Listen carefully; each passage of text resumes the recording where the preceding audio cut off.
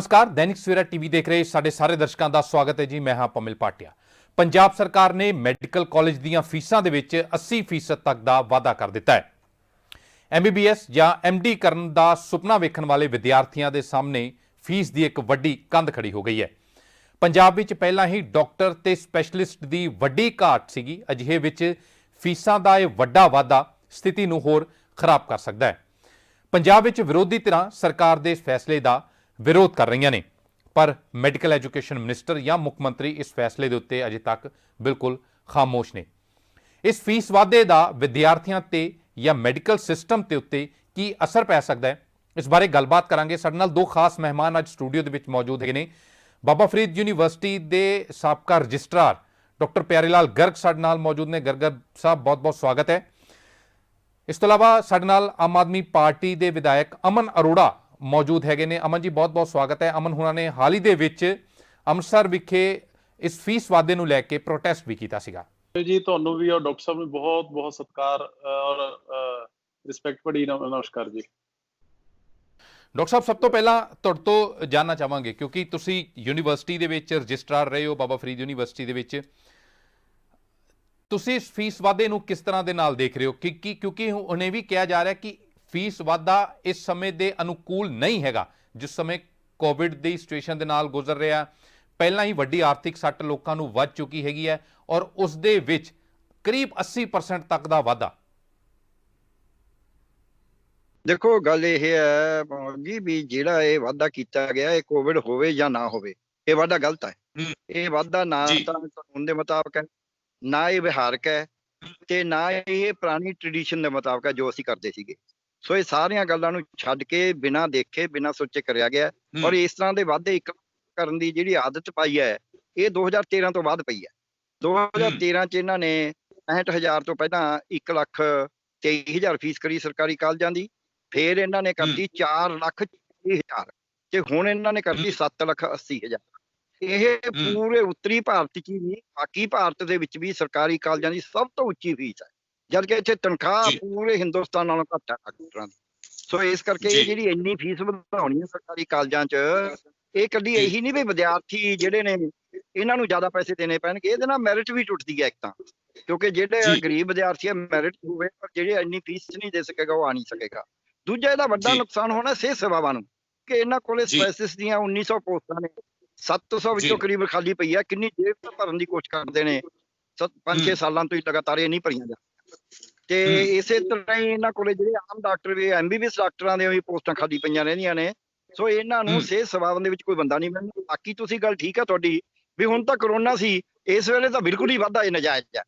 ਵੈਸੇ ਨਾਰਮਲ ਵੀ ਨਜਾਇਜ਼ ਹੈ ਪਰ ਬਿਲਕੁਲ ਹੀ ਨਜਾਇਜ਼ ਹੈ। ਹੁਣ ਤਾਂ ਬਿਲਕੁਲ ਹੀ ਪਤਾ ਲੱਗਦਾ ਹੈ ਵੀ ਸਰਕਾਰ ਕਿਸੇ ਗੱਲ ਤੇ ਕੰਸਰਨ ਹੀ ਨਹੀਂ ਸਰਕਾਰ ਦਾ, ਸਰਕਾਰ ਅੱਖਾਂ ਮੀਚ ਕੇ ਜੋ ਮਰਜ਼ੀ ਕਰ ਰਹੀ। ਸੋ ਇਹ ਬਹੁਤ ਜਾਇਜ਼ ਇਹ ਮਸਲਾ ਵੀ ਹੈ। ਇਹ ਲੋਕਾਂ ਦੇ ਖਾਸ ਕਰਕੇ ਪੇਂਡੂ ਲੋਕਾਂ ਦੇ 1 ਕਰੋੜ 73 ਲੱਖ ਦੀ ਆਬਾਦੀ ਪਿੰਡਾਂ 'ਚ ਰਹਿੰਦੀ ਹੈ।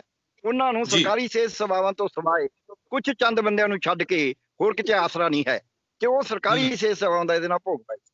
ਤੇ ਦੂਜਾ ਮੈਂ ਇੱਕ ਗੱਲ ਹੋਰ ਕਹਾਂਗਾ ਵੀ ਜਿਹੜਾ ਇਹਨਾਂ ਨੇ ਵਾਧਾ ਕਰਿਆ ਹੈ, ਇਹਨਾਂ ਨੇ ਸਰਕਾਰੀ ਕਾਲਜਾਂ ਦੇ ਵਿੱਚ ਹੀ 100 ਕਰੋੜ ਰੁਪਏ ਦਾ ਫਾਲਤੂ ਖਰਚਾ ਕਰ ਰਹੇ ਨੇ, ਜਿਹਦੀ ਕੋਈ ਲੋੜ ਨਹੀਂ ਹੈ। ਨਾ ਮੈਡੀਕਲ ਕੌਂਸਲ ਦੇ ਮੁਤਾਬਕ ਲੋੜ ਹੈ, ਨਾ ਇੱਥੋਂ ਦੇ ਮਰੀਜ਼ਾਂ ਦੇ ਮੁਤਾਬਕ ਲੋੜ ਹੈ, ਨਾ ਇੱਥੋਂ ਦੇ ਪੜ੍ਹਾਉਣ ਦੇ ਮੁਤਾਬਕ ਲੋੜ ਹੈ। ਇਹਨਾਂ ਨੇ ਸਿਰਫ ਪ੍ਰਾਈਵੇਟ ਕਾਲਜਾਂ ਨੂੰ ਲਾਭ ਦੇਣ ਵਾਸਤੇ ਕਿ ਸਰਕਾਰੀ ਕਾਲਜਾਂ ਦਾ ਖਰਚਾ ਵਧਾ ਦਈਏ 2013 ਚ ਤੇ 2014 ਚ ਪਿਛਲੀ ਸਰਕਾਰ ਨੇ ਅਕਾਲੀ BJP ਨੇ ਇਹ ਨਜਾਇਜ਼ ਵਾਧੇ ਕਰੇ ਸੀਗੇ। ਤੇ ਉਹ ਜਿਹੜਾ 100 ਕਰੋੜ ਹੈ ਉਸ ਨੂੰ ਬਚਾ ਲੈਣ, ਐਵੇਂ ਆ 5-7-10 ਕਰੋੜ ਵਾਸਤੇ ਲੋਕਾਂ ਦੇ ਉੱਤੇ ਬਰਡਨ ਪਾ ਰਹੇ। ਸੋ ਇਸ ਕਰਕੇ ਇਹ ਨਹੀਂ ਕਰਨਾ ਚਾਹੀਦਾ। ਇਹ ਸੁਪਰੀਮ ਕੋਰਟ ਕਹਿੰਦੀ ਹੈ ਕਿ 3 ਸਾਲ ਬਾਅਦ ਤੁਸੀਂ ਵੱਧ ਤੋਂ ਵੱਧ 15% ਫੀਸ ਵਧਾ ਸਕਦੇ। ਤੇ ਦੂਜੀ ਗੱਲ, ਜਿੰਨਾ ਤੁਹਾਡਾ ਖਰਚਾ ਉਦੋਂ 85% ਤੁਸੀਂ ਇਕੱਠਾ ਨਹੀਂ ਕਰ ਸਕਦੇ। ਸੋ ਇਹ ਇਹਨਾਂ ਨੇ ਸਾਰਾ ਕੁਝ ਹੀ ਵਾਇਲੇਟ ਕਰ ਸਾਰਾ ਕੁਝ ਹੀ ਵਾਇਲੇਟ ਕਰ ਦਿੱਤਾ। ਅਮਨ ਅਰੋੜਾ ਸਾਡੇ ਨਾਲ ਮੌਜੂਦ ਹੈਗੇ ਨੇ। ਅਮਨ ਜੀ, ਤੁਸੀਂ ਪ੍ਰੋਟੈਸਟ ਵੀ ਕੀਤਾ ਸੀਗਾ ਫੀਸ ਵਾਧੇ ਨੂੰ ਲੈ ਕੇ, ਤੁਸੀਂ ਖੁਦ ਇੱਕ ਡੈਂਟਲ ਕਾਲਜ ਵੀ ਚਲਾਉਂਦੇ ਹੈਗੇ ਹੋ। ਤੁਸੀਂ ਇਸ ਫੀਸ ਵਾਧੇ ਨੂੰ ਕਿਸ ਤਰ੍ਹਾਂ ਦੇ ਨਾਲ ਦੇਖਿਆ? ਕਿਉਂਕਿ ਇਹ ਇਸ ਤਰ੍ਹਾਂ ਦੀ ਉਂਗਲ ਵੀ ਉੱਠ ਜਾਂਦੀ ਹੈ ਕਿ ਕੁਝ ਪੋਲੀਟੀਕਲ ਲੀਡਰਸ ਆਪ ਇਨਵੋਲਵ ਹੈਗੇ ਨੇ ਐਜੂਕੇਸ਼ਨ ਦਾ ਜਿਹੜਾ ਬਿਜ਼ਨਸ ਹੈਗਾ ਉਹਦੇ ਵਿੱਚ। ਦੇਖੋ ਭਾਵੇਂ ਜੀ ਇਸ ਤਰ੍ਹਾਂ ਕਿ ਸਭ ਤੋਂ ਪਹਿਲਾਂ ਤਾਂ ਤੁਹਾਡਾ ਧੰਨਵਾਦ ਕਿ ਤੁਸੀਂ ਮੈਨੂੰ ਅਜਿਹੀ ਇੰਟੈਲੈਕਚੁਅਲ ਬੜੀ ਇੰਨੀ ਵੱਡੀ ਸ਼ਖਸੀਅਤ ਦੇ ਸਾਹਮਣੇ ਅੱਜ ਤੁਸੀਂ ਬਿਠਾਇਆ ਜਿਨ੍ਹਾਂ ਦੇ ਆਰਟੀਕਲਸ ਪੜ੍ਹ ਕੇ ਅਸੀਂ ਨੌਲੇਜ ਗੇਨ ਕਰਦੇ, ਜਿਹੜੇ ਆਪਣੇ ਆਪ ਦੇ ਵਿੱਚ ਇੰਟੈਲੀਜੈਂਸ ਇੰਟੈਲੈਕਚੁਅਲ ਦਾ ਔਰ ਗਿਆਨ ਦਾ ਇੱਕ ਸਮੁੰਦਰ ਨੇ। ਸਾਡੀ ਤਾਂ ਉਨੀ ਉਮਰ ਨਹੀਂ ਹੈ ਜਿੰਨਾ ਇਹਨਾਂ ਦਾ ਤਜਰਬਾ ਹੈ। ਸੋ ਇਹਨਾਂ ਤੋਂ ਸਾਨੂੰ ਇਹਨਾਂ ਦੇ ਆਰਟੀਕਲਸ ਪੜ੍ਹ ਕੇ ਬਹੁਤ ਕੁਝ ਸਿੱਖਣ ਨੂੰ ਮਿਲਦਾ ਹੈ। ਪਰ ਮੈਂ ਇੱਕ ਗੱਲ ਜ਼ਰੂਰ ਕਹੂੰਗਾ ਕਿ ਇਹ ਜਿਵੇਂ ਡਾਕਟਰ ਸਾਹਿਬ ਨੇ ਕਿਹਾ, ਮੈਂ ਇਹਨਾਂ ਦੀ ਗੱਲ ਨਾਲ 100% ਸਹਿਮਤ ਹਾਂ। ਅੱਜ ਜਿਸ ਤਰੀਕੇ ਦੇ ਨਾਲ ਕਮਰਸ਼ੀਅਲਾਈਜ਼ ਕਰ ਦਿੱਤਾ ਗਿਆ ਹੈ ਮੈਡੀਕਲ ਐਜੂਕੇਸ਼ਨ ਨੂੰ, ਔਰ ਖਾਸ ਤੌਰ ਤੇ ਇਹਨਾਂ ਜਿਵੇਂ ਡਾਕਟਰ ਸਾਹਿਬ ਨੇ ਕਿਹਾ ਕਿ ਚਾਹੇ ਸੁਪਰੀਮ ਕੋਰਟ ਜਾਂ ਜਿਹੜੇ ਰੂਲਸ ਬਣੇ ਨੇ ਉਹਨਾਂ ਦਾ ਵੀ ਵਾਇਓਲੇਸ਼ਨ ਹੈ।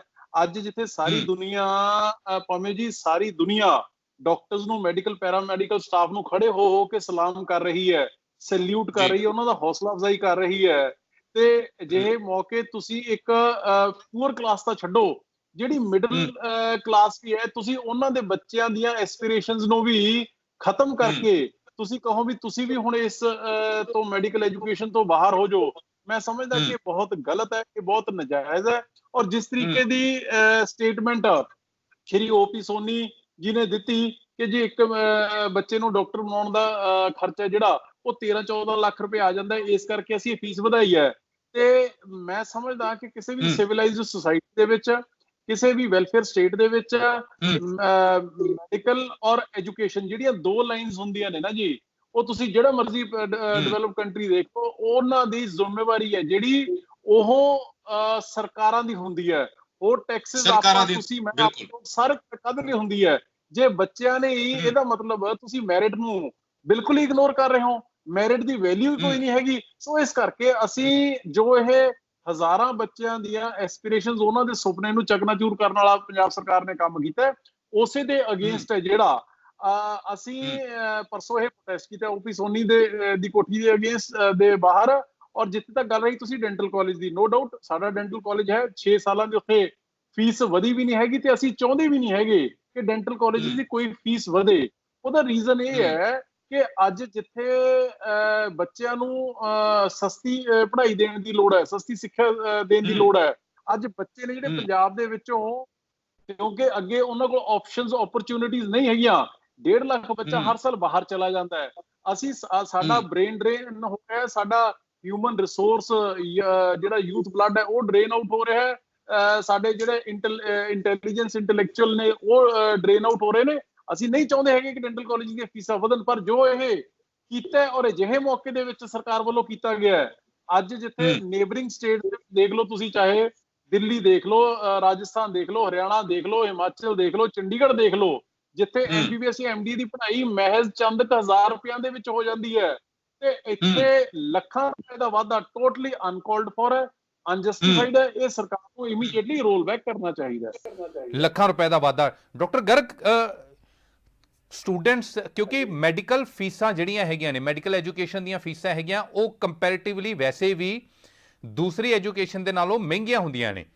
ਪਰ ਹੁਣ ਜਿਹੜਾ ਵਾਧਾ ਹੈਗਾ, ਤੁਸੀਂ ਸਟੂਡੈਂਟ ਦੇ ਨਜ਼ਰੀਏ ਨਾਲ, ਪਰਿਵਾਰਾਂ ਦੇ ਨਜ਼ਰੀਏ ਦੇ ਨਾਲ, ਬਹੁਤਾ ਪੰਜਾਬ ਪਿੰਡਾਂ 'ਚ ਵੱਸਦਾ ਹੈਗਾ, ਤੇ ਸ਼ਹਿਰਾਂ ਦੇ ਵਿੱਚ ਵੀ ਜਿਹੜੀ ਵਰਕਿੰਗ ਕਲਾਸ ਹੈਗੀ ਹੈ, ਤੁਸੀਂ ਕੀ ਸੋਚਦੇ ਹੋ ਉਹਨਾਂ ਤੇ ਵਿੱਤੀ ਬੋਝ ਕਿੰਨਾ ਕੁ ਵਧੇਗਾ ਇਸ ਸਿਚੁਏਸ਼ਨ ਦੇ ਵਿੱਚ?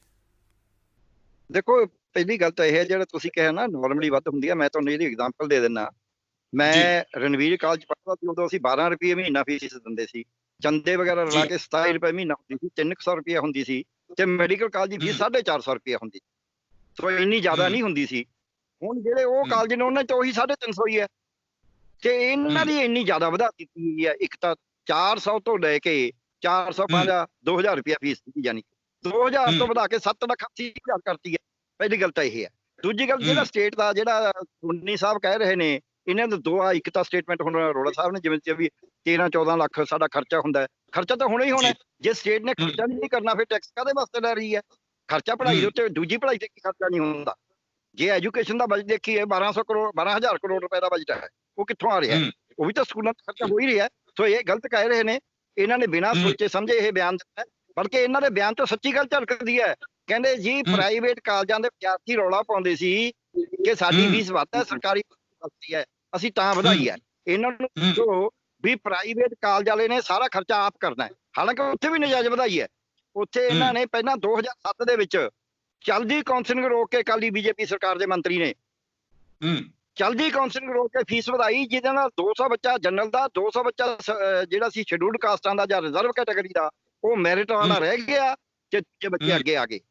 ਮੈਰਿਟ ਤੋੜਨਾ ਇੱਕ ਬਹੁਤ ਵੱਡਾ ਸਾਧਨ ਹੈ ਲੋਕਾਂ ਨੂੰ ਤਾਂ ਦੱਸਿਆ ਜਾਂਦਾ ਸੀ ਮੈਰਿਟ ਤੇ ਦਾਖਲੇ ਕਰਦੇ ਆ, ਇਹ ਕਿੱਥੋਂ ਮੈਰਿਟ ਤੇ ਦਾਖਲੇ ਹੋਣਗੇ ਜਦ ਬੰਦੇ ਕੋਲ ਨੇ ਪੈਸੇ ਹੀ ਨਹੀਂ ਹੈਗੇ।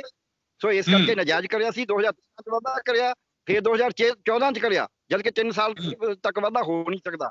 ਸੋ ਇਹ ਸਾਰੇ ਕਾਸੇ ਦੀ ਇੱਕ ਵੱਡੀ, ਜਿੰਨਾ ਚਿਰ ਇਨਕੁਆਇਰੀ ਨਹੀਂ ਹੁੰਦੀ ਵੇ ਹੋਇਆ ਕਿਵੇਂ ਹੈ। ਇੱਕ ਕਾਲਜ ਨੂੰ ਤੁਸੀਂ ਮੰਨੋਗੇ 100 ਸੀਟ ਦੇ ਪ੍ਰਾਈਵੇਟ ਕਾਲਜ ਨੂੰ ਇਹਨਾਂ ਨੇ ਤਕਰੀਬਨ 60 ਕਰੋੜ ਰੁਪਏ ਦਾ ਸਾਲਾਨਾ ਵਾਧਾ ਫालतू ਦਿੰਦੇ ਰਹੇ 3 ਸਾਲ ਤੋਂ। ਇਹ ਸਰਕਾਰ 3 ਸਾਲ ਤੋਂ ਕਹਿੰਦੀ ਆਈ ਕਿ ਅਸੀਂ ਯੂਨੀਵਰਸਿਟੀ ਅਸੀਂ ਐਕਟ ਦੇ ਵਿੱਚ ਚੇਂਜ ਕਰਾਂਗੇ ਜੀ, ਵੀ ਕਰੀ ਕਿਉਂ ਨਾ, ਇੰਨਾ ਚਿਰ ਕੀ ਲਗਾਇਆ। ਹਰ ਸਾਲ ਤੁਸੀਂ 60 ਕਰੋੜ ਰੁਪਏ ਫालतू ਦੇ ਰਹੇ ਹੋ ਕਾਲਜ ਨੂੰ, ਸਿਰਫ ਇਸ ਕਰਕੇ ਕਿ ਤੁਸੀਂ ਐਕਟ 'ਚ ਪਹਿਲਾਂ ਤਾਂ ਐਕਟ 'ਚ ਕੋਈ ਏਡਾ ਵੱਡਾ ਡਿਫੈਕਟ ਨਹੀਂ ਸੀ, ਉਹ ਪਲੀਡ ਠੀਕ ਨਹੀਂ ਕਰਿਆ ਗਿਆ, ਕਿਉਂਕਿ ਹਾਈ ਕੋਰਟ ਦਾ ਜਿਹੋ ਜਿਹਾ ਪਲੀਡ ਕਰੋਗੇ ਉਹ ਜਿਹਾ ਜਵਾਬ ਆਉਣਾ ਹੈ। ਉਹ ਨਾ ਪਲੀਡ ਠੀਕ ਕਰਿਆ ਕਿਉਂਕਿ ਵੈਸਟਰਨ ਸੀਗੇ ਇਹਨਾਂ ਦੇ। ਹਰ ਸਾਲ ਜਿਹੜਾ ਵਾਧਾ ਦਿੱਤਾ 3 ਸਾਲ ਕਿਉਂ ਨਹੀਂ ਚੇਂਜ ਕਰਿਆ, ਹੁਣ ਚੇਂਜ ਕਰਿਆ। 40 ਤੋਂ 47 ਕਰੋੜ ਫੀਸ ਬਣਾਤੀ ਜਿਹੜਾ ਮੈਨੇਜਮੈਂਟ ਕੋਟਾ ਹੈ। ਜਿਹੜੀ ਹੈਗੀ ਆ ਗਵਰਨਮੈਂਟ ਕੋਟਾ, ਉਹਦੀ 13.2 ਲੱਖ ਤੋਂ ਵਧਾ ਕੇ 18 ਲੱਖ ਕਰ ਦਿੱਤੀ ਗਈ ਹੈ। ਤੇ ਇਹਨਾਂ ਨੂੰ ਪੁੱਛਿਆ ਜਾਵੇ ਵੀ ਜਦ 68 ਲੱਖ ਕਿਵੇਂ ਦਿੰਦੇ ਰਹੇ 3 ਸਾਲ, ਜਿਹੜੀ 18 ਲੱਖ ਹੈ ਉਹਦਾ ਲੱਖ ਕਿਵੇਂ ਜਾਂਦਾ ਰਿਹਾ, ਜਿਹੜੀ 47 ਲੱਖ ਹੈ ਹੁਣ ਉਹ ਵੀ 47 ਹੋਣਾ ਹੈ, ਉਦੋਂ 13 ਸੀ, 13 ਤੋਂ 68 ਜਾਂਦਾ ਰਿਹਾ, 40 ਤੋਂ ਵੀ 68 ਜਾਂਦਾ ਰਿਹਾ, ਉਹ ਕਿਵੇਂ ਜਾਂਦਾ ਰਿਹਾ, ਉਹ ਕਿਹਦੀ ਭੁਗਤਾਨ ਜਾਂਦਾ ਰਿਹਾ, ਕਿਉਂ ਨਹੀਂ ਰੋਕਿਆ ਉਸ ਨੂੰ? ਪਹਿਲਾ ਸਵਾਲ ਇਹ ਹੈ। ਦੂਜਾ ਸਵਾਲ, ਹੁਣ ਇਹਨਾਂ ਨੇ ਵਾਧਾ ਕਰਿਆ, ਜਦ ਤੁਸੀਂ 13-14 ਚ 2 ਵਾਰ ਵਾਧਾ ਕਰ ਚੁੱਕੇ, ਹੁਣ ਤਾਂ ਵਾਧਾ ਬਣਦਾ ਹੀ ਨਹੀਂ ਸੀ। 2025 ਤੱਕ ਕੋਈ ਵਾਧਾ ਨਹੀਂ ਬਣਦਾ ਸੀ, 2022 ਤੱਕ ਤਾਂ ਬਿਲਕੁਲ ਨਹੀਂ ਬਣਦਾ ਸੀਗਾ। ਤੁਸੀਂ ਵਾਧਾ ਪਹਿਲਾਂ ਹੀ ਦਿੱਤਾ। ਹੁਣ ਤੀਜਾ ਸਵਾਲ ਜਿਹੜਾ ਤੁਸੀਂ ਕਿਹਾ ਸੀ ਵੀ ਬੱਚਿਆਂ ਤੇ ਕੀ ਅਸਰ ਪਏਗਾ, ਜਿਹੜਾ ਗਰੀਬ ਦਾ ਬੱਚਾ ਹੈ ਉਹ ਤਾਂ ਇਹ ਇੰਨੀ ਫੀਸ ਦੇ ਹੀ ਨਹੀਂ ਸਕੇਗਾ, ਜਿੰਨੀ ਮਰਜ਼ੀ ਉਹਦੀ ਮੈਰਿਟ ਹੋਵੇ, ਉਹਨੂੰ ਤਾਂ ਦਾਖਲਾ ਮਿਲਣਾ ਹੀ ਨਹੀਂ। ਉਹਦੇ ਮੈਰਿਟ ਹੋਣ ਦੇ ਬਾਵਜੂਦ ਪਿੰਡਾਂ ਦੇ ਗਰੀਬ ਬੱਚੇ ਸਰਕਾਰੀ ਕਾਲਜਾਂ ਚੋਂ, ਜੇ ਸਕੂਲਾਂ ਚ ਜੇ ਕੋਈ ਬੱਚਾ ਪੜ੍ਹ ਕੇ ਆਉਂਦਾ ਹੋਵੇ, ਕਿਉਂਕਿ ਸਰਕਾਰੀ ਚ ਜਾਂਦੀ ਗਰੀਬ ਨੇ, ਉਹਨਾਂ ਬੱਚਿਆਂ ਦਾ ਭਵਿੱਖ ਬਿਲਕੁਲ ਹੀ, ਜਿਹੜਾ ਮਾੜਾ ਮੋਟਾ ਚਾਂਸ ਸੀ ਉਹਨਾਂ ਦਾ, ਪਹਿਲਾਂ ਹੀ ਚਾਂਸ ਬਹੁਤ ਘੱਟ ਸੀ, ਜਿਹੜਾ ਮਾੜਾ ਮੋਟਾ ਚਾਂਸ ਸੀ ਉਹ ਵੀ ਇਹਨਾਂ ਨੇ ਖਤਮ ਕਰਤਾ। ਦੂਜੀ ਗੱਲ, ਬੜੇ ਅਮੀਰਾਂ ਦੇ ਕਾਕੇ ਇੱਥੇ ਪੜ੍ਹਾਈ ਕਰਨਗੇ, ਉਹ ਪਿੰਡਾਂ ਨੂੰ ਸਿਹਤ ਸੇਵਾਵਾਂ ਦੇਣਗੇ ਨਹੀਂ, ਉਹ ਕਹਿਣਗੇ ਅਸੀਂ ਵੱਡੀਆਂ ਕੋਠੀਆਂ ਚ ਆਉਣ ਵਾਲਾ, ਪਿੰਡ ਚ ਜਾ ਕੇ ਕਿਵੇਂ ਨੌਕਰੀ ਕਰੇਗਾ, ਉਹ ਤਿਆਰੀ ਨਹੀਂ ਉੱਥੇ ਜਾਣ ਨੂੰ। ਇਸੇ ਉੱਥੇ ਵੀ ਬੜੀਆਂ ਇੰਪੋਰਟੈਂਟ ਚੀਜ਼ਾਂ ਦੱਸੀਆਂ ਨੇ ਉਹਨਾਂ ਨੇ, ਗਰਗ ਸਾਹਿਬ ਨੇ, ਔਰ ਬੜੇ, ਕਿਉਂਕਿ ਪਿੰਡਾਂ ਤੱਕ ਇਸ ਦੀ ਮਾਰ ਪਵੇਗੀ ਜਦੋਂ ਡਾਕਟਰ ਬਣ ਵੀ ਜਾਣਗੇ ਕੁਝ ਲੋਕ, ਉਸ ਤੋਂ ਬਾਅਦ ਵੀ ਹੈਲਥ ਸਰਵਿਸਿਜ਼ ਦੀ ਮਾਰ ਪਵੇਗੀ ਦੂਰ ਦਰਾਡੇ ਦੇ ਖੇਤਰ ਦੇ ਲੋਕਾਂ ਨੂੰ। ਅਮਨ ਜੀ, ਮੈਂ ਥੋੜਾ ਜਿਹਾ ਪੋਲੀਟੀਕਲ ਐਂਗਲ ਇਹਦਾ ਤੁਹਾਡੇ ਤੋਂ ਸਮਝਣਾ ਚਾਹੁੰਦਾ। ਪ੍ਰਾਈਵੇਟ ਕਾਲਜਾਂ ਦੇ ਲਈ ਤੇ ਫਾਇਦੇ ਦਾ ਸੌਦਾ ਹੋ ਗਿਆ, ਤੁਹਾਨੂੰ ਕੀ ਲੱਗਦਾ ਕਿਉਂ ਇਸ ਤਰ੍ਹਾਂ ਵਾਧੇ ਹੋ ਰਹੇ ਆ? ਇਹ ਹਿੱਸਾਪਤੀ ਦੀ ਖੇਡ ਹੁੰਦੀ ਹੈ ਪੋਲੀਟੀਕਲੀ?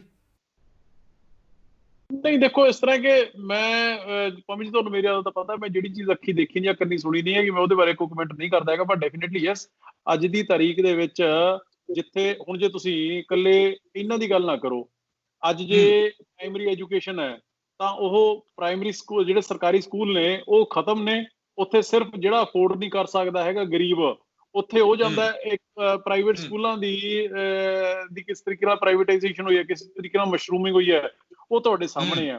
ਕਿਸ ਤਰੀਕੇ ਦੇ ਨਾਲ ਜਿਹੜਾ ਸਰਕਾਰੀ ਹੈਲਥ ਕੇਅਰ ਸਿਸਟਮ ਹੈ, ਹਸਪੀਟਲਸ ਨੇ ਉਹ ਖਤਮ ਨੇ, ਸਰਕਾਰੀ ਪ੍ਰਾਈਵੇਟ ਹਸਪਤਾਲਾਂ ਦੀ ਪ੍ਰਾਈਵੇਟ ਦੁਕਾਨਾਂ ਨੇ ਜਿਹੜੀਆਂ ਉਹ ਕਿਸ ਤਰੀਕੇ ਦੇ ਨਾਲ ਬਣੀਆਂ ਨੇ, ਉਹਦੀ ਮਸ਼ਰੂਮਿੰਗ ਹੋਈ, ਉਹ ਤੁਹਾਡੇ ਸਾਹਮਣੇ ਹੈ। ਹਰੇਕ ਸੈਕਸ਼ਨ ਦੇ ਵਿੱਚ ਸਿਸਟਮ ਇਹ ਚੱਲ ਰਿਹਾ ਹੈ ਕਿ ਇਹਨੂੰ ਆਪਾਂ ਤੁਸੀਂ ਇੱਕ ਤਰੀਕੇ ਨਾਲ you can call it lighter version of mafia.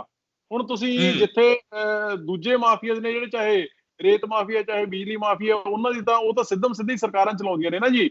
ਇਹ ਇੱਕ ਤੁਸੀਂ ਸਰਕਾਰਾਂ ਇਸ ਤਰ੍ਹਾਂ ਦੇ ਫੈਸਲੇ ਲੈ ਕੇ ਆਪਦੀ ਜ਼ਿੰਮੇਵਾਰੀ ਤੋਂ ਭੱਜਣ ਦੀ ਕੋਸ਼ਿਸ਼ ਕਰਦੀਆਂ ਨੇ। ਸਾਡੇ ਇੱਥੇ ਮਹਿਜ਼ ਥੋੜੇ ਜਿਹੇ ਮੈਡੀਕਲ ਕਾਲਜ ਨੇ, ਤੁਸੀਂ ਪਿਛਲੇ ਦਿਨਾਂ ਦੇ ਵਿੱਚ ਹਿਮਾਚਲ ਨੇ, ਰਾਜਸਥਾਨ ਨੇ ਕਿੰਨੇ ਨਵੇਂ ਮੈਡੀਕਲ ਖੋਲੇ ਨੇ, ਕਾਲਜ ਖੋਲੇ ਨੇ, ਉੱਥੇ ਬੜੀ ਥੋੜੀ ਜਿਹੀ ਫੀਸ ਹੈ। ਤੁਸੀਂ ਲੇਡੀ ਹਾਰਡਿੰਗ ਕਾਲਜ ਦੇਖ ਲਓ, ਜੇ ਮੈਂ ਸਹੀ ਹਾਂ ਮੈਨੂੰ ਡਾਕਟਰ ਸਾਹਿਬ ਕਰੈਕਟ ਕਰ ਸਕਦੇ ਨੇ, ਉੱਥੇ ਮਹਿਜ਼ 1243 ਰੁਪਏ ਹੈ ਮੇਰੇ ਖਿਆਲ ਦੇ ਵਿੱਚ ਸਾਲਾਨਾ ਫੀਸ MBBS ਦੀ, ਤੇ ਇੱਥੇ ਲੱਖਾਂ ਰੁਪਏ ਹੈ।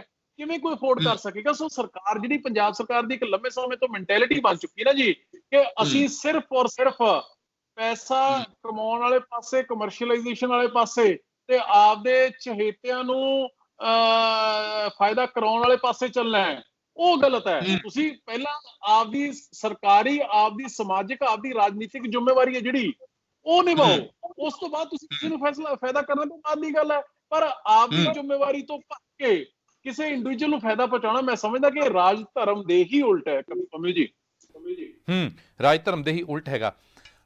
ਗਰਗ ਸਾਹਿਬ, ਤੁਸੀਂ ਇਸ ਚੀਜ਼ ਨੂੰ ਕਿਸ ਤਰ੍ਹਾਂ ਦੇਖਿਆ, ਕਿਉਂਕਿ ਤੁਸੀਂ ਇੰਸਟੀਟਿਊਸ਼ਨ ਦੇ ਅੰਦਰ ਵੀ ਰਹੇ ਹੋ, ਤੁਸੀਂ ਰਜਿਸਟਰਾਰ ਰਹੇ ਹੋ ਏਡੇ ਵੱਡੀ ਯੂਨੀਵਰਸਿਟੀ ਦੇ, ਬਾਬਾ ਫਰੀਦ ਯੂਨੀਵਰਸਿਟੀ ਦੇ।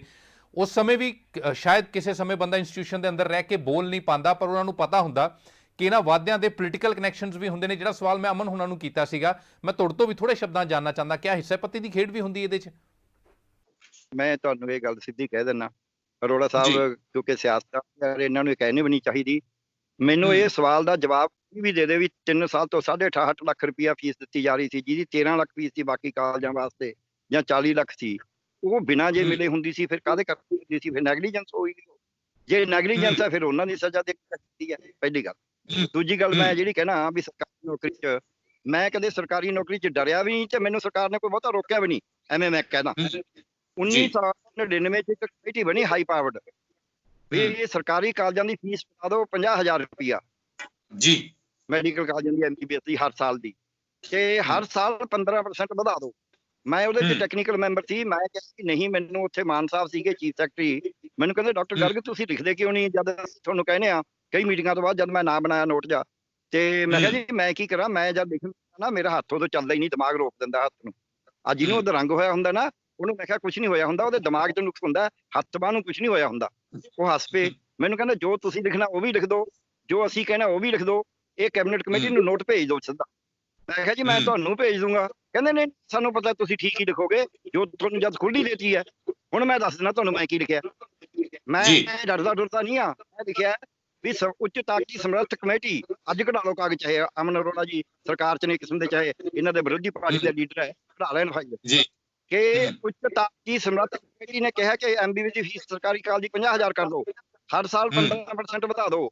ਨਾਲ ਇੱਕ ਡਾਕਟਰ ਜਿਹੜਾ MBBS ਕਰੇਗਾ ਉਹਦਾ 1.5 ਲੱਖ ਰੁਪਇਆ ਖਰਚ, 1,20,000 ਰੁਪਇਆ ਸਾਲਾਨਾ ਖਰਚ ਹੋਏਗਾ। ਤਨਖਾਹ ਅਸੀਂ ਦਿੰਦੇ 1,80,000, ਤੇ ਫਿਰ ਉਹ ਜ਼ਿਆਦਾ ਤਨਖਾਹ ਮੰਗੇਗਾ, ਤੇ ਪੋਸਟਾਂ ਹੈਗੀਆਂ 4400। ਜੇ ਆਪਾਂ ਉਹਨਾਂ ਨੂੰ ਜ਼ਿਆਦਾ ਤਨਖਾਹ ਹੀ ਦੇਣੀ ਆ ਫਿਰ ਫੀਸ ਵਧਾਉਣ ਦਾ ਕੀ ਫਾਇਦਾ? ਦੂਜਾ ਲਿਖਿਆ ਸਰਕਾਰ ਡਾਕਟਰ ਲਾਵਾਂਗੀ ਨਹੀਂ, ਮੈਂ ਉਸ 'ਚ ਨਹੀਂ ਜਾਂਦਾ, ਡਾਕਟਰ ਨਾ ਲਾਉਣ ਦਾ ਕੀ ਨੁਕਸਾਨ ਹੋਏਗਾ, ਸਰਕਾਰ ਦੀ ਬੇਇੱਜ਼ਤੀ ਕੀ ਹੋਏਗੀ। ਪਰ ਉਹ ਡਾਕਟਰ ਪ੍ਰਾਈਵੇਟ ਪ੍ਰੈਕਟਿਸ ਕਰੇਗਾ, ਫਿਰ ਜਦੋਂ ਪ੍ਰੈਕਟਿਸ ਕਰੇਗਾ ਤਾਂ ਫੀਸ ਉੱਚੀ ਰੱਖੇਗਾ। ਜਦੋਂ ਉੱਚੀ ਫੀਸ ਰੱਖੇਗਾ ਉਹਦੇ ਕੋਲੇ ਗਰੀਬ ਆਦਮੀ ਇਲਾਜ ਨਹੀਂ ਕਰਾ ਸਕੇਗਾ, ਉਹ ਗਰੀਬ ਆਦਮੀ ਬਿਮਾਰ ਹੋ ਜਾਏਗਾ, ਉਹ ਪਿਆ ਰਹੇਗਾ, ਉਹ ਮਰ ਜਾਏਗਾ, ਤੁਹਾਡੇ ਮੈਨ ਡੇਜ਼ ਘਟਣਗੇ। ਜਿਹੜਾ ਉਹ ਗਰੀਬ ਆਦਮੀ ਹਸਪਤਾਲ 'ਚ ਇਲਾਜ ਨਹੀਂ ਕਰਾ ਸਕਦਾ, ਪ੍ਰਾਈਵੇਟ 'ਚ ਨਹੀਂ ਕਰਾ ਸਕਦਾ, ਉਹੀ ਗਰੀਬ ਆਦਮੀ ਤੁਹਾਡੇ ਝੋਨਾ ਲਾਉਂਦਾ ਹੈ, ਉਹੀ ਤੁਹਾਡੀ ਕਣਕ ਕੱਢਦਾ ਹੈ, ਉਹੀ ਤੁਹਾਡੀ ਰੇਹੜੀ ਰਿਕਸ਼ਾ ਚਲਾਉਂਦਾ ਹੈ, ਉਹੀ ਤੁਹਾਡੀ ਫੈਕਟਰੀ ਚਲਾਉਂਦਾ ਹੈ, ਉਹੀ ਬੱਸ ਦੇ ਵਿੱਚ ਡਰਾਈਵਰ ਕੰਡਕਟਰ ਹੈ, ਉਹੀ ਦਫ਼ਤਰ ਦੇ ਵਿੱਚ ਬਾਬੂ ਤੇ ਪੀਐਨ ਹੈ, ਤੇ ਜੇ ਉਹੀ ਛੋਟਾ ਮੋਟਾ ਦੁਕਾਨਦਾਰ ਹੈ, ਤੇ ਜੇ ਪੰਜਾਬ ਦੇ ਵਿੱਚ ਰੇਹੜੀ ਰਿਕਸ਼ਾ ਨਹੀਂ ਚੱਲਣਾ, ਕਣਕ ਨਹੀਂ ਬੀਜੀ ਜਾਣੀ, ਕੱਟੀ ਜਾਣੀ, ਝੋਨਾ ਨਹੀਂ ਬੀਜਿਆ ਜਾਣਾ, ਫੈਕਟਰੀ ਨਹੀਂ ਚੱਲਣੀ, ਦਫ਼ਤਰ 'ਚ ਬਾਬੂ ਨਹੀਂ ਹੋਣਾ, ਬੱਸ 'ਚ ਕੰਡਕਟਰ ਨਹੀਂ ਹੋਣਾ, ਆਟੋ ਵਾਲਾ ਨਹੀਂ ਹੋਣਾ, ਛੋਟਾ ਮੋਟਾ ਦੁਕਾਨਦਾਰ ਨਹੀਂ ਹੋਣਾ, ਤੇ ਪੰਜਾਬ ਦਾ ਅਰਥਚਾਰਾ ਕਿੱਥੋਂ ਆਊਗਾ? ਇਹ ਨੁਕਸਾਨ ਹੋਏਗਾ ਪੰਜਾਬ ਦੇ ਅਰਥਚਾਰੇ ਵਾਸਤੇ, ਇਹ ਨਹੀਂ ਕਰਨਾ ਚਾਹੀਦਾ। ਪਰ ਜੋ ਉਹਨਾਂ ਨੇ ਚਾਰਟ ਕਿਹਾ ਮੈਂ ਨਾਲ ਲਾਤਾ, ਇਹ ਚਾਰਟ ਹਾਂ ਇਹਨਾਂ 11,000 13,000 ਕਰ ਦਿਓ, ਇਹ ਮੈਂ 20 ਚਾਰਟ ਲਾ ਰਿਹਾ। ਉੱਥੇ ਕੈਬਨਿਟ ਨੇ ਫਟਾਫਟ 20 ਚਾਰਟ ਪਾਸ ਕਰਤਾ ਵੀ ਚਲੋ 13,000 ਕਰ ਦਿਓ। ਉਹ 13,000 ਰਹੀ ਆ 2000 ਤੱਕ, ਬਲਕਿ 2011 ਤੱਕ। ਇਹਨਾਂ ਨੇ ਆ ਕੇ ਦੂਜੇ ਅਕਾਲੀ BJP ਸਰਕਾਰ ਜਦ 2007 ਚ ਆਈ, ਉਦੋਂ ਫੀਸਾਂ ਦਾ ਜ਼ਿਆਦਾ ਤੇਜ਼ੀ ਨਾਲ ਵਧਣਾ ਸ਼ੁਰੂ ਹੋਇਆ ਕੰਮ। ਇਹ ਸਾਨੂੰ ਧਿਆਨ 'ਚ ਰੱਖਣਾ ਚਾਹੀਦਾ। 2004 ਤੱਕ ਜਿਹੜੇ ਪ੍ਰਾਈਵੇਟ ਕਾਲਜ ਸੀ ਇਹਨਾਂ ਦੀ ਸਰਕਾਰੀ ਕੋਟੇ ਦੀ ਫੀਸ, ਅਰੋੜਾ ਸਾਹਿਬ ਦਾ ਕਾਲਜ ਵੀ ਜਿਹੜੀ ਦੀ ਗੱਲ ਕਰਦੇ ਸੀ, ਡੈਂਟਲ ਕਾਲਜ ਦੀ ਸਨਾਮ ਵਾਲੇ ਦੀ, ਇਹਨਾਂ ਦੀ ਸਰਕਾਰੀ ਸੀਟ ਦੀ ਫੀਸ ਉਨੀ ਹੀ ਸੀ ਜਿੰਨੀ ਸਰਕਾਰੀ ਕਾਲਜ ਦੀ ਸੀ, ਅੱਧੀਆਂ ਸੀਟਾਂ ਸਰਕਾਰੀ। ਸੋ ਉਹ ਇਹਨਾਂ ਨੇ ਵਧਾ ਕੇ ਇਸ ਤਰੀਕੇ ਨਾਲ ਕਰੀਆਂ ਨੇ ਕਿ ਹੁਣ ਸਰਕਾਰੀ ਸੀਟ ਦੀ ਜਿਹੜੀ ਹੈ ਉਹ 18 ਲੱਖ ਹੈ, ਸਰਕਾਰੀ ਕਾਲਜ ਦੀ 7.80 ਹੈ।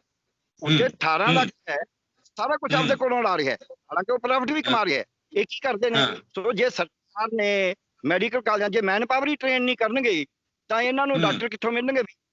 ਇਹ ਅੱਛਾ, ਅਗਲੀ ਗੱਲ ਮੈਂ ਤੁਹਾਨੂੰ ਕੈਲਕੂਲੇਸ਼ਨ ਦੱਸਦਾ, ਮੇਰੀ ਬੇਨਤੀ ਹੈ ਛੋਟੀ ਜੀ।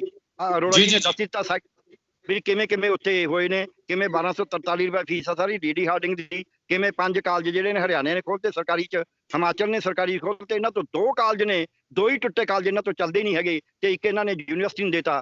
ਹੁਣ ਜਿਹੜਾ ਤੁਸੀਂ ਮੈਨੂੰ ਕਿਹਾ ਵੀ ਯੂਨੀਵਰਸਿਟੀ 'ਚ, ਮੈਂ ਯੂਨੀਵਰਸਿਟੀ 'ਚ ਗਿਆ ਸੀ, ਸਰਕਾਰ ਕੋਈ ਪੈਸਾ ਨਹੀਂ ਦਿੰਦੀ ਸੀ, 25 ਕਰੋੜ ਰੁਪਇਆ ਸੀ ਸਾਡੇ ਕੋਲ ਜਿੱਦੇ ਮੈਂ ਗਿਆ ਸੀ, ਜਿੱਦੇ ਛੱਡ ਕੇ ਆਇਆ 65 ਕਰੋੜ ਛੱਡ ਕੇ ਆਇਆ, ਕੋਈ ਫੀਸ ਨਹੀਂ ਵਧਾਈ। ਲੂਪ ਹੋਲ ਬੰਦ ਕਰੇ, ਇਹ ਕਹਿੰਦਾ ਲੂਪ ਹੋਲ ਨਹੀਂ ਹੁੰਦੇ, ਲੂਪ ਹੋਲ ਬਹੁਤ ਜ਼ਿਆਦਾ ਹੁੰਦੇ ਨੇ। ਦੂਜੀ ਗੱਲ, ਮੈਡੀਕਲ ਕਾਲਜ ਸਾਨੂੰ ਦੇ ਦਿੱਤਾ, ਕੋਈ ਪੈਸਾ ਨਹੀਂ ਦਿੱਤਾ ਸਰਕਾਰ ਨੇ, ਉੱਥੇ 200 ਮਰੀਜ਼ ਆਉਂਦਾ ਹੁੰਦਾ ਸੀ, 1100 ਆਉਣ ਲਾਤਾ ਸੀ, ਸਾਰੀ ਫੈਕਲਟੀ ਪੂਰੀ ਕਰਤੀ ਸੀ। ਜਾ ਕੇ ਦੇਖ ਲਓ ਅੱਜ ਜੇ 1100 ਤੋਂ 1300 ਹੋ ਗਿਆ ਤਾਂ ਮੈਨੂੰ ਕਹਿ ਦਿਓ 10 ਸਾਲ ਹੋ ਗਏ ਮੈਨੂੰ ਕੱਢੇ ਨੂੰ।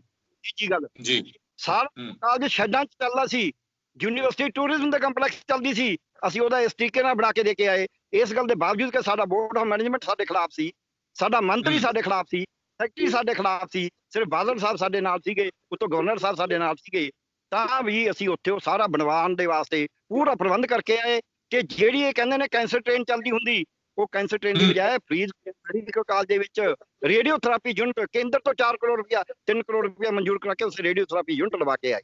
ਸੋ ਐ ਨਹੀਂ ਹੁੰਦਾ, ਜਦ ਤੁਸੀਂ ਕਰਨਾ ਹੋਵੇ ਲੋਕਾਂ ਦਾ ਭਲਾ ਹੁੰਦਾ, ਪੈਸੇ ਹੁੰਦੇ ਨੇ, ਫੰਡ ਹੁੰਦੇ ਨੇ।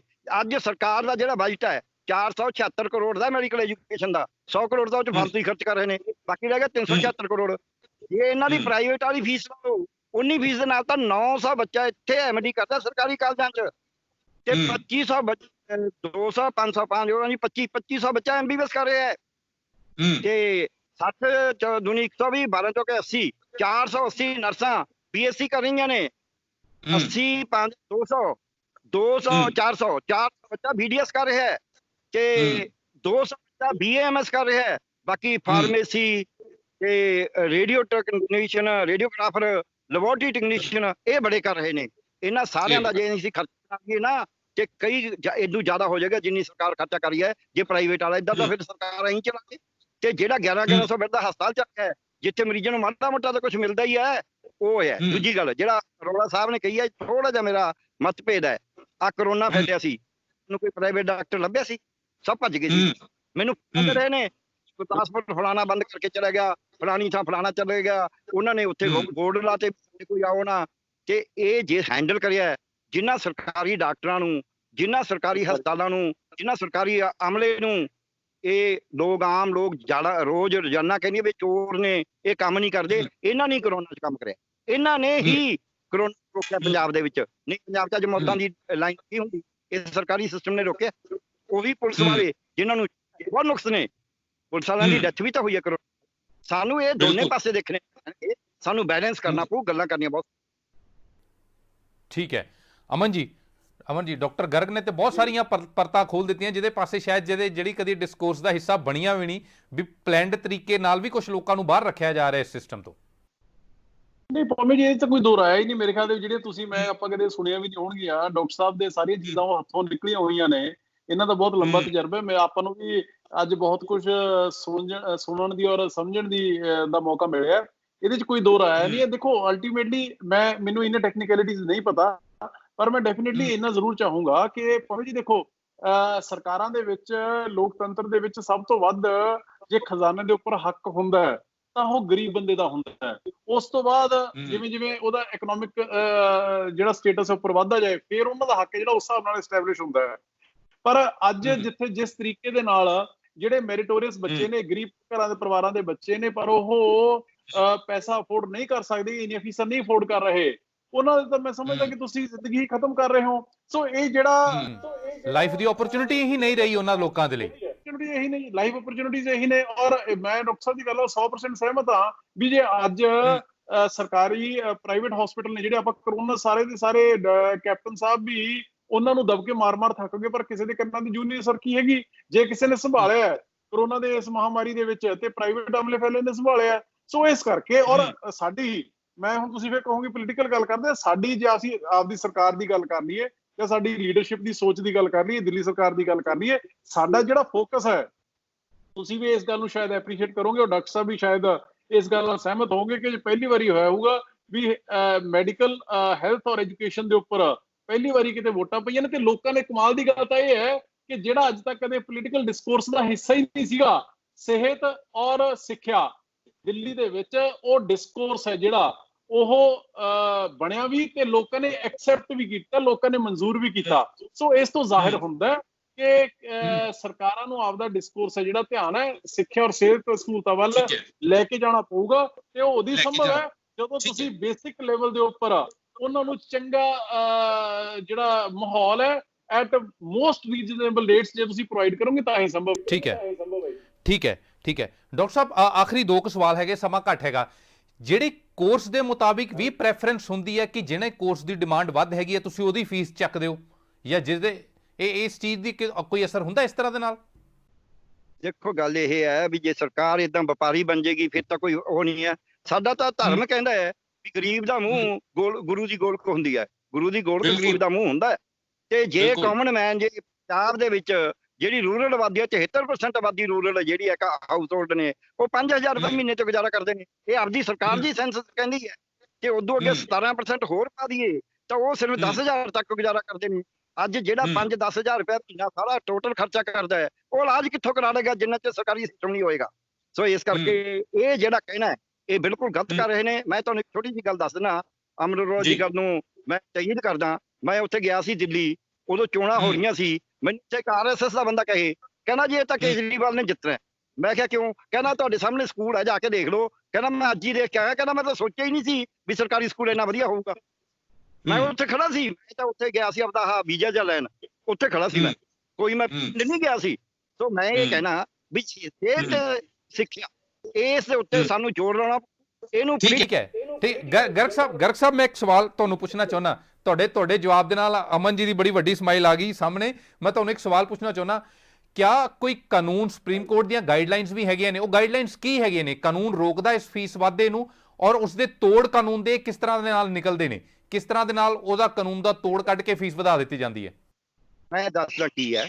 ਪਹਿਲੀ ਗੱਲ, 3 ਫੈਸਲੇ ਨੇ ਬੜੇ ਵੱਡੇ ਜਿਹੜੇ ਅੱਜ ਤੱਕ ਕਾਇਮ ਨੇ। ਇੱਕ ਹੈ GMA ਪਾਈ, ਦੂਜਾ ਹੈਗਾ ਇਹ ਨਾ PA ਇਨਾਮਦਾਰ, ਤੀਜਾ ਹੈਗਾ ਇਸਲਾਮਿਕ ਅਕੈਡਮੀ।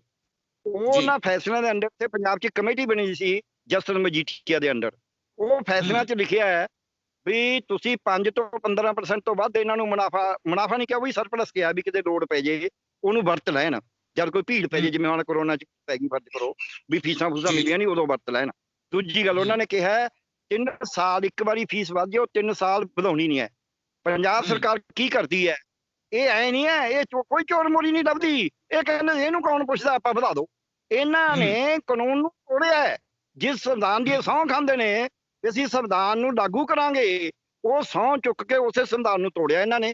ਔਰ ਇਹ ਬਿਲਕੁਲ ਫਾਈਲਾਂ ਦੇ ਉੱਤੇ ਗਲਤ ਲਿਖਦੇ ਨੇ। ਇਹਨਾਂ ਦੀਆਂ ਫਾਈਲਾਂ ਦੀ ਅੱਜ ਨੂੰ ਮੈਂ ਕਹਿੰਦਾ ਜੁਡੀਸ਼ੀਅਲ ਕਮਿਸ਼ਨ ਕਿਉਂ ਨਾ ਬਣਾਇਆ ਜਾਵੇ?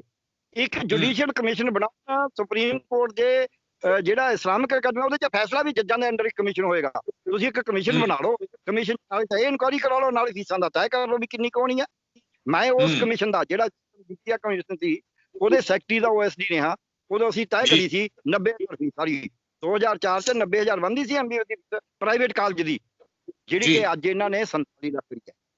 ਇਹ ਤੁਸੀਂ ਦੇਖ ਲਓ ਵੀ 2004 ਤੋਂ ਲੈ ਕੇ ਹੁਣ ਤੱਕ ਕਿੰਨੇ ਕੁ ਜਿਹੜਾ ਭਾਅ ਵਧੇ ਨੇ, ਇੰਨੇ ਜ਼ਿਆਦਾ ਵੀ 47 ਗੁਣਾ ਭਾਅ ਵਧ ਗਏ। ਸੋ ਇਸ ਕਰਕੇ ਇਹ ਸਾਰਾ ਕੁਝ ਕਹਿਣਾ ਹੈ, ਇਹ ਜਿਹੜਾ ਸਾਰਾ ਕੁਝ ਕਰਨਾ ਹੈ, ਇਹ ਪੋਲੀਟੀਕਲ ਵਿਲ ਦੀ ਲੋੜ ਹੈ, ਨੀਤੀ ਦੀ ਲੋੜ ਹੈ, ਨੀਤ ਦੀ ਲੋੜ ਹੈ। ਤੇ ਸਿੱਖਿਆ ਤੇ ਸਿਹਤ ਨੂੰ ਵਪਾਰ ਨਹੀਂ ਬਣਾਉਣਾ। ਸਿੱਖਿਆ ਤੇ ਸਿਹਤ ਨੂੰ ਲੋਕਾਂ ਦਾ ਗਿਆਨ ਵਧਾਉਣ ਵਾਸਤੇ, ਚੰਗੀ ਸਿਹਤ ਬਣਾਉਣ ਵਾਸਤੇ, ਚੰਗੇ ਕੰਮੇ ਪੈਣ ਵਾਸਤੇ ਜ਼ਰੂਰੀ ਹੈ। ਠੀਕ ਹੈ, ਜ਼ਰੂਰੀ ਹੈ। ਅਮਨ ਜੀ, ਡਾਕਟਰ ਗਰਗ ਵਰਗੇ ਮਾਹਿਰ ਬੰਦੇ ਜਿਨ੍ਹਾਂ ਕੋਲ ਐਡਾ ਲੰਬਾ ਤਜਰਬਾ ਹੈਗਾ, ਆਖਿਰ ਤੇ ਉਹ ਵੀ ਇਹ ਕਮੈਂਟ ਕਰਦੇ ਨੇ ਕਿ ਪੋਲੀਟੀਕਲ ਵਿਲ ਸਭ ਤੋਂ ਜ਼ਿਆਦਾ ਇੰਪੋਰਟੈਂਟ ਹੈਗੀ ਹੈ। ਜੇ ਪੋਲੀਟੀਕਲ ਵਿਲ ਨਹੀਂ ਹੈਗੀ, ਆਪੋਜੀਸ਼ਨ ਦਾ ਰੋਲ ਬਹੁਤ ਇੰਪੋਰਟੈਂਟ ਹੈ। ਮੁੱਖ ਵਿਰੋਧੀ ਧਿਰ ਹੈਗੇ ਹੋ ਤੁਸੀਂ।